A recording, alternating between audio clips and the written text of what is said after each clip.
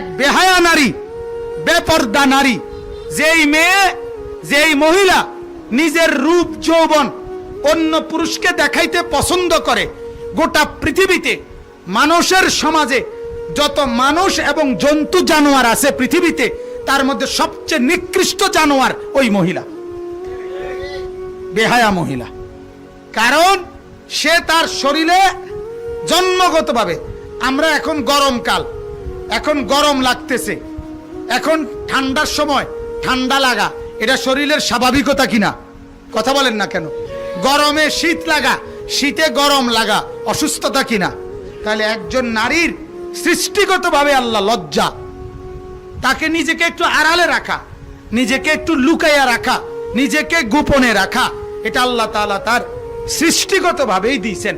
সেটাই যার মধ্যে নাই, ওইটাকেই যে ছিঁড়ে ফেলছে, ওইটাকেই যে